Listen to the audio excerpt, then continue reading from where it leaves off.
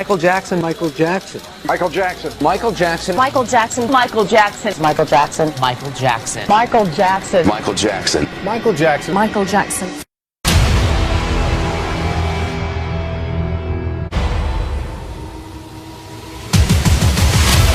You ain't nothing! You ain't nothing!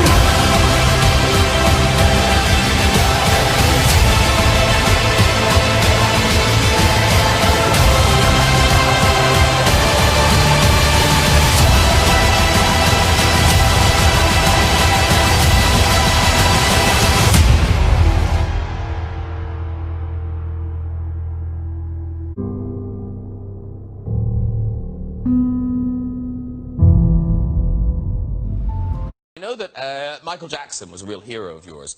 Did you meet him, or you didn't meet him? No, I never. No, I talked to him on the phone. Yeah, so how did that happen? I was in Paris, and I was with Kenny Ortega. We were promoting High School Musical 3, I want to say it was. I was probably 20, maybe 20, 21 at the time. And we were at dinner, and somehow I was at the head of the table, and Kenny was on the other side of the table, our director, Kenny Ortega. And his phone rang, and I remember I got this look like, you want this phone call? And I was like, okay. So I came over, and I was like, what's going on? He goes, it's Michael Jackson. I'm like, what? He hands me the phone, and I was like, hello? And I heard, hi, who's this? And I was like, this is Zac Efron. I'm a massive fan, and I'm an actor, and you're like my hero, and I didn't know what to say. I was like I was just at a loss for words and rambling on. And then he said, that's really nice. Can you hand the phone back to Kenny? So I did. And I was freaking out. Like, I just talked to Michael Jackson. He's my hero. I was tripping. And I sat back down, just a little dizzy, and then all of a sudden the phone rang again. And Kenny answered, and I saw him kind of confused across the table. And he like looked at me again. He's like, "Do you want to get the phone?" And I was like, "Okay." And he hands the phone to me. He goes, "It's Michael Jackson again." And I was like, "What? Okay." And I picked up the phone. I was like, "Hello?" And he goes, "Oh, this is Zac from High School Musical." And I was like, "Yeah." And he was like, "Oh, I love what you do. I'm a huge fan. I love what you do." And I lost it. I lost my balance. I think I fell over into the wall. I was like, "Do you know who I am?" And I just started crying. I was a mess. Like, literally, I was just making a fool out of myself. I like slid down to the floor pathetically and professed how much I loved him. Said, like, "You're my hero. You're the reason I do what I do. Like, thank you so much, Michael, for everything. And thanks for showing me how to dance, how to be, you know, how to believe in myself, how to I don't know, how to shine, you know." And that made him cry. They were both crying to each other on the phone. And he ended the whole phone call conversation with something along the lines of, "Hey, Zac." And I like stopped crying for a second. He's like, isn't it awesome? And I was like, "What?" And he goes, "Dreams really do come true, don't they?" And I was like, I was like, "Michael, you can't say things like that." You're killing me, man. You're killing me. Michael Jackson, from the time he was that big, did nothing but perform. Right. No life, no kid life, no nothing. This guy, sex is not part of his world. This is my opinion. I never believed that sex was part of Michael's world. So to him, hurting a child, he'd rather hurt an adult if he was going to hurt somebody. He would never hurt a child. This is the last person in the world, because to him, they were the only people that understood him. They were the He had a lot of fun, though. I heard, He was great. I Yeah, never loved got a him. chance to meet him, but I heard he had a great sense of humor, that he was a lot of fun. He would laugh at me all the time, because I would talk, and I guess he just laughed the way I talk. I was like, "Hey, Michael," he was like, You bought Michael Jackson's memorabilia and clothing, right? I did buy Like, what did you buy?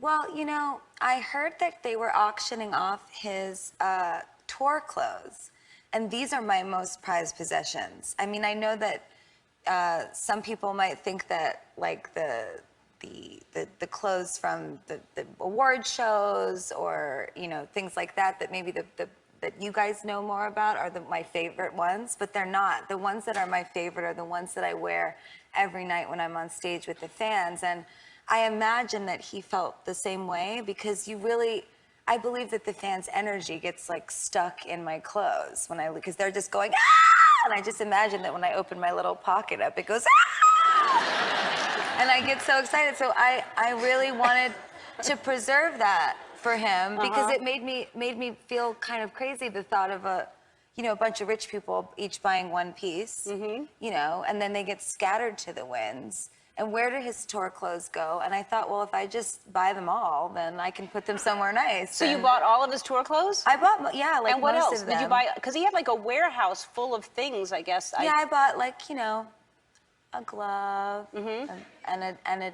Thriller jacket and a... Legal thing. Did you get to meet him? I did a couple times, 2 or 3 times, and it's very. Have you ever met Michael? I never met Michael. No. Very, he's super nice, very soft-spoken, but it's not like you're meeting a human.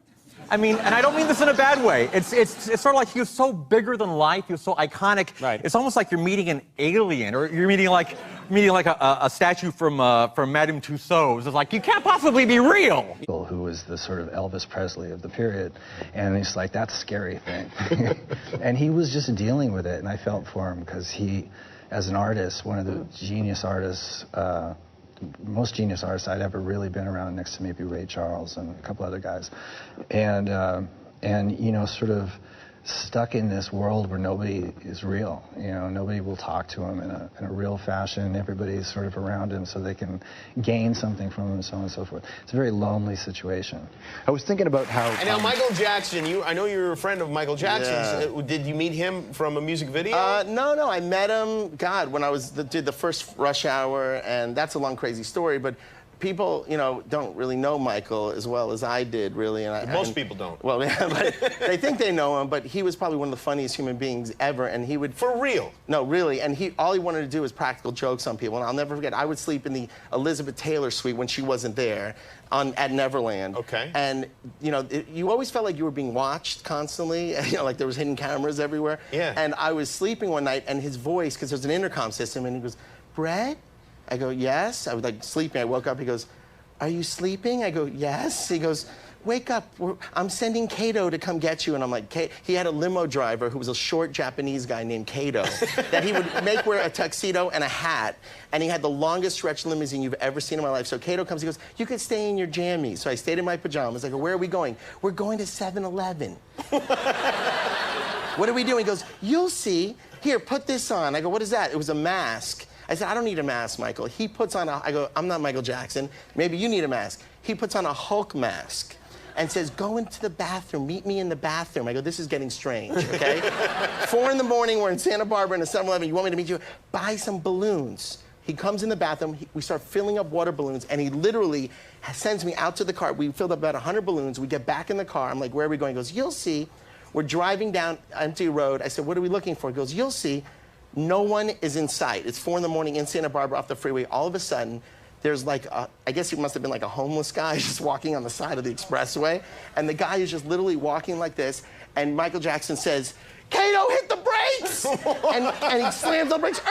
And I literally look out the window, and this guy's like this. Like he thinks that he's going to be attacked. And all of a sudden, Michael Jackson pops out of the sunroof with the Hulk mask on.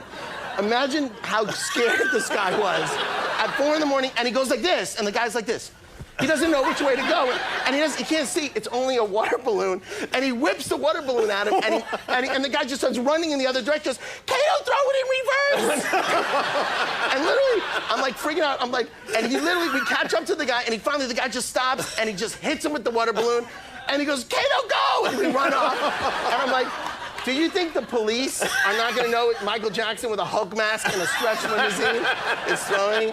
And we laughed the whole night. I couldn't even go to sleep. It was like the craziest thing I ever did. That's the craziest thing that's ever happened. All the injustice.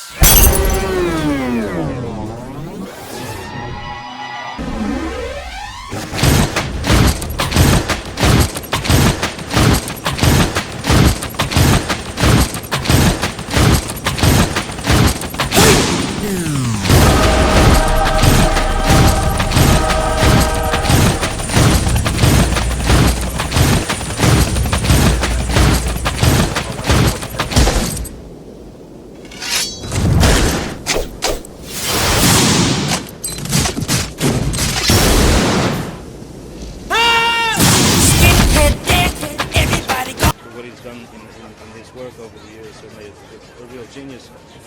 As far as playing him in a movie, that's such an obtuse rumor that I never had the pleasure of cultivating. It's not my idea. You know? Michael Jackson.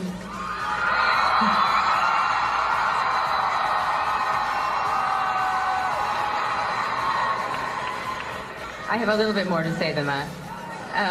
Okay, here we go again. Michael Jackson was born in August 1958. So was I. Michael Jackson grew up in the suburbs of the Midwest. So did I. Michael Jackson had 8 brothers and sisters. So do I. When Michael Jackson was 6, he became a superstar and was perhaps the world's most beloved child. When I was 6, my mother died. I think he got the shorter end of the stick. I never had a mother, but he never had a childhood. And when you never get to have something, you become obsessed by it. I spent my childhood searching for my mother figures. Sometimes I was successful. But how do you recreate your childhood when you are under the magnifying glass of the world for your entire life? There is no question that Michael Jackson was one of the greatest talents the world has ever known.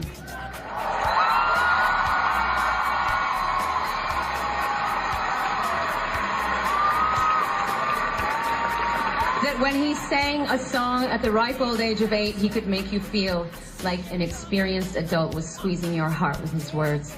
That the way he moved had the elegance of Fred Astaire and packed the punch of Muhammad Ali. That his music had an extra layer of inexplicable magic that didn't just make you want to dance, but actually made you believe that you could fly, dare to dream, be anything that you wanted to be. Because that is what heroes do, and Michael Jackson was a hero.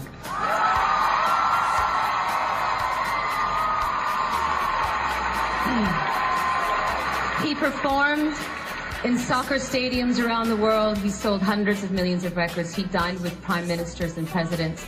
Girls fell in love with him. Boys fell in love with him. Everyone wanted to dance like him. He seemed otherworldly, but he was also a human being. Like most performers, he was shy and plagued with insecurities. I can't say we were great friends, but in 1991 I decided I wanted to try and get to know him better. I asked him out to dinner. I said, "My treat, I'll drive, just you and me."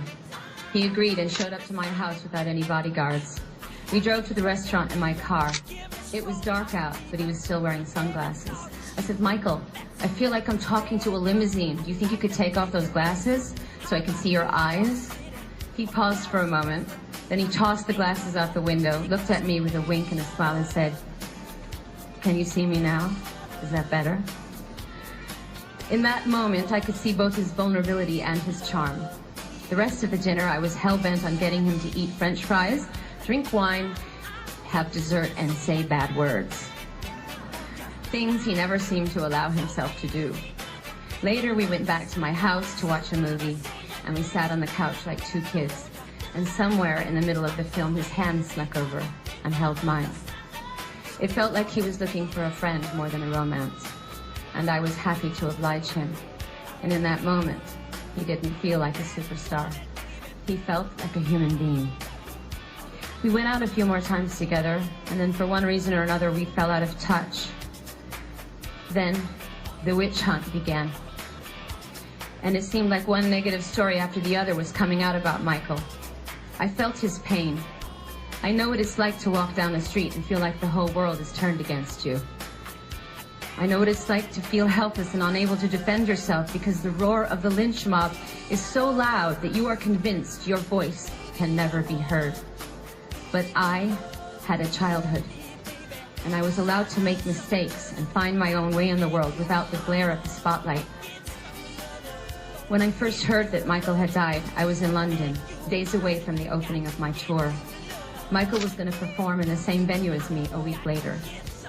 All I could think about in that moment was, I had abandoned him, that we had abandoned him, that we had allowed this magnificent creature that once set the world on fire to somehow slip through the cracks. While he was trying to build a family and rebuild his career, we were all busy passing judgment.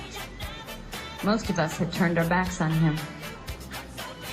In a desperate attempt to hold on to his memory, I went on the internet to watch old clips of him dancing and singing on TV and on stage. And I thought, my God, he was so unique, so original, so rare. And there will never be anyone like him again. He was a king.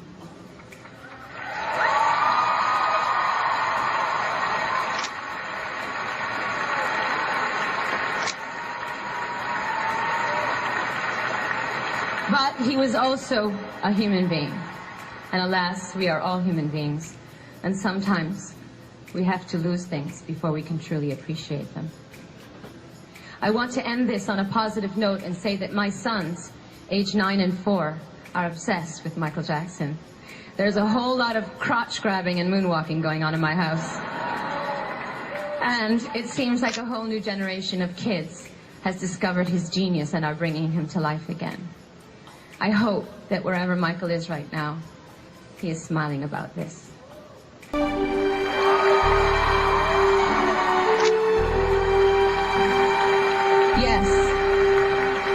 Yes, Michael Jackson was a human being, but damn it, he was a king. Long live the king.